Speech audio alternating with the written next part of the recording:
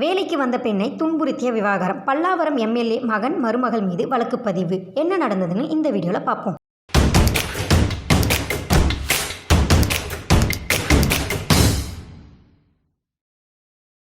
கள்ளக்குறிச்சி மாவட்டம் உளுந்தூர்பேட்டை அருகே உள்ள திருநறுங்குன்றம் கிராமத்தை சேர்ந்தவர் வீரமணி. கடந்த 4 ஆண்டுகளுக்கு முன்பு மும்பைக்கு வேலைக்கு செல்வதாக கூறிவிட்டு சென்ற இவர் வீடு திரும்பவில்லை என சொல்லப்படுகிறது.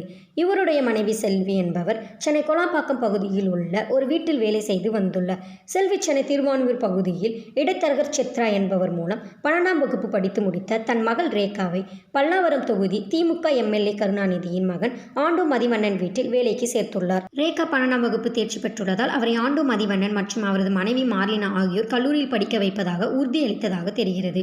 கடந்த 7 மாதத்திற்கு முன்பு அழைத்து செல்லப்பட்ட ரேகா தனது குழந்தை அழும்போதெல்லாம் ஆண்டோ மதிவண்ணன் மற்றும் அவரது மனைவி அடித்து துன்புறுத்தியதாக கூறப்படுகிறது.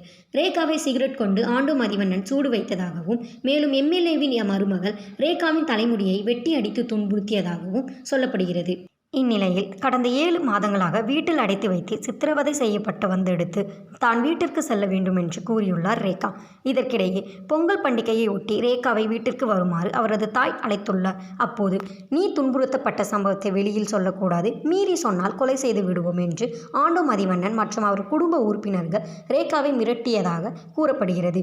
தொடர்ந்து ரேகாவை காரில் அழைத்து வந்து திருநறுங்குன்றம் கிராமத்தில் இறக்கிவிட்டு சென்றுள்ளனர். இதற்கிடையே ரேகாவுக்கு உடலில் பல இடங்களில் காயம் இருப்பதால் உளுந்தூர்பேட்டை அரசு மருத்துவமனையில் சிகிச்சைக்காக அனுமதிக்கப்பட்டுள்ளார்.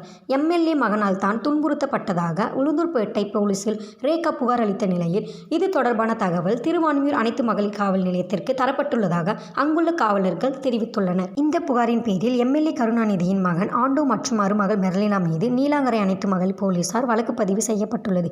மேலதிக தகவல்கள் அடுத்தடுத்த விசாரணையில் தெரிய வரும் என தெரிவிக்கப்பட்டுள்ளது.